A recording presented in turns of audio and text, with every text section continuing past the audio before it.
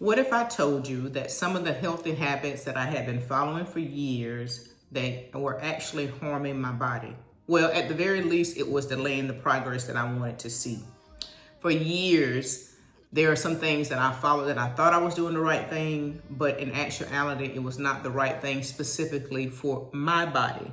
I'm pretty sure that you have had the same experience as well. Maybe you've thought that this fad diet was for you. Maybe you thought that this protocol was for you and you realize that it's not. I truly believe that each and every one of us have a specific protocol that will optimize our health. It doesn't mean that you can't do something that someone else is doing, but you really want to pay attention to the biofeedback that your body specifically gives you. Today, I want to share with you just a few things in terms of where I made mistakes in terms of eating, what I thought was eating right, managing stress, and also overtraining in terms of exercising.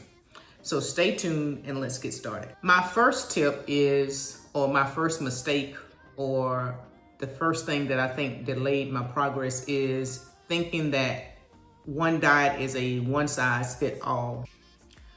For me, I eat a plant-based diet. Do I tell everyone they should eat a plant-based diet? No, because I don't really believe that a plant-based diet is the best fit for everyone. Now, in terms of research and the data, plant-based diet is clearly proven to be one of the healthiest diets in terms of really preventing cardiovascular or reversing cardiovascular disease. Now, but you see a lot of people who eat plant-based diet, they're very unhealthy, they're very much overweight, so it can look like that does not work. And also, eating a plant-based diet is not all what it's cracked up to be, meaning there are certain nutrients that you just will not be able to get with your food, no matter what someone tells you. It's not about eating an array of different types of fruits and vegetables. It's actually what can your body actually digest. So there will be some supplementation, which means that there will be some cost that is incurred with eating, additional costs that may be incurred with eating a plant-based diet. And that's typical if you eat the Western diet too, but with a plant-based diet, you have to be strategic. You have to know that there's some amino acids that you would need to supplement with and different types of things, especially if you want to build muscle and go beyond just being healthy. I think you can be healthy, but also you can have an aesthetic body as well. So, and one goal doesn't necessarily feed into the other one. And you have to be specific in terms of what you're taking in terms of nutrition to accomplish if you want to have an aesthetic, pleasing physique, or you're actually just going for health. Health is the primary foundation, right? But also, if you want to have an aesthetic physique, there are certain things that you need to consume, and you need to take that in consideration. So for me, again, I eat a plant-based diet, but one of the things I had to learn that I had to let go of meat. I won't get into the gory details of it, but many years ago, and I believe my journey with a plant-based diet is definitely a constraint that the good Lord has placed on me in terms of my body and what I need. And this is why I always say, or I have been saying in the previous videos, that each person, I truly believe each person has their own, I'm gonna use the word genetic diet that works best for them. Started having problems with my digestive system and so on and so forth. And anytime that I've had issues with my health, God has been so kind and generous with me and allowed me to either read some data or to listen to a podcast, read a book, to either come in contact with someone who can help me understand where I am in that specific journey. And typically, he always allows me to recover by using natural means. Most of the time, right? It's natural means. There's nothing wrong with using traditional medicine if you need it, but if you can do it by changing your diet and things like that, it will be a great service to you in the long run. So for me, meat is a no-go. I have proven that. That has been proven with my lab work. It shows up in my lab work. Things just really go awry. I won't get into the details of that. But if you are a person, when you know that you're consuming food that does not agree with your body, don't keep pushing the issue. You may want to try to understand why. So I know for me that this is the best for me. This may not be the best for someone else, okay? And so, and notice I said a plant-based diet, not vegan. Okay, so there is a difference in those two. There's difference in eating a plant-based diet and being a vegan, okay? And so figure out, what I did is I learned to honor what my body is telling me.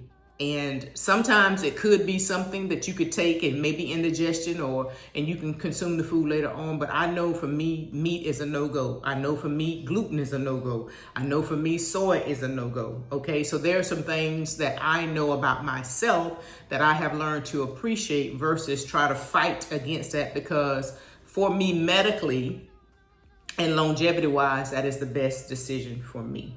Number 2 is overtraining and recovery. So if you have yourself, you can understand if you have any type of sports of athletic background, we have been conditioned that we have to go to the gym every day. We lift weights at least I was, that you lift weights every day and things of that nature. And as I've gotten older, I realized that at this stage in my life, I know I have certain physique goals. My foundation and my primary goal is to be healthy and to be in the best shape of my life. But that does not mean going to the gym 7 days a week is the best thing for me to do. So at this stage of my life, one of the things that I'm trying to do is make sure that I incorporate mobility training, flexibility, and rest, and not overtraining and putting my body under undue stress. Sometimes resting and giving your body a break, you can see greater results and just keep pushing.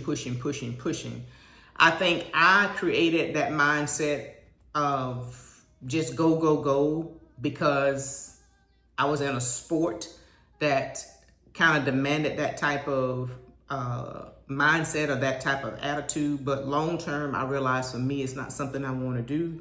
And so I am slowly trying to transition to a 5-day schedule, even though I still will do active rest, meaning that even the 2 days that I take off from actually lifting, I'm still doing something to move my body, whether that's steps or whether that's some type of cardio, but really focus on mobility and training my abs and flexibility and recovery, and doing what it takes to really give my body the necessary rest that it needs. So when I do go and train, I have the energy and I have really the mindset, because sometimes doing something is a grind. It's a difference if you was competitive and in a sport, but just doing something because you feel like that's the right thing to do. It may not be wrong, but it may not be what God really has as the best for you. So the Bible tells us to lay aside every weight and every sin that easily beset us. And so every weight is not a sin. And so every weight is not necessarily is bad, but it's not the best that God has for you. So that's another thing. And number 3 is a big one. It is stress management and mental health. So when I look around and I look at social media and I just watch people as you go in the stores, I really see the decline in mental health for a lot of people. And I just did not appreciate the value of my mind. I treasure my peace. I treasure being in my silence. I treasure the time that I have for myself. And I realized that I don't want a bunch of rambunctiousness around me. I don't want a lot of chaos and confusion around me. And I think for me, sometimes you get to a point where you are running on just adrenaline, if you will. You're running on fumes and you're doing things that you genuinely know does not serve you and it does not make you happy. And in the long run, it's not the best for me. If what I do or what I'm going to do does not bring me peace, I will not do it. If I'm around a person that, not that that person is supposed to console me or something like that, but if my spirit is not at rest, I will strongly start seeking counsel in terms of whether or not this person is supposed to be around me. What is the issue? Peace is Peace is my barometer. That is what I look for, right? And I'm not saying that there's not going to be some chaos from time to time and things of that nature. But if I'm around you and every time I'm around you is chaotic, it's confusion and whatnot, then it's just time for me to move on. It's just time for me to go. And I realize the value of that. I realize the value of stress management, and it slowly destroys people. It slowly destroys people's mindset. And the unfortunate part, we get such in this tunnel, in this cycle over and over again, and we don't realize where we are, and we allow our lives to spiral out of control. Our mental health is shot. Just look at some of the people who show up on social media. Every year they go through some type of mental crisis or breakdown, but they won't pull themselves out of the situation and go get the help that they need. I don't want to be that person. I want to be aware of what I need, and I want to take the time for myself. Nobody is worth my peace.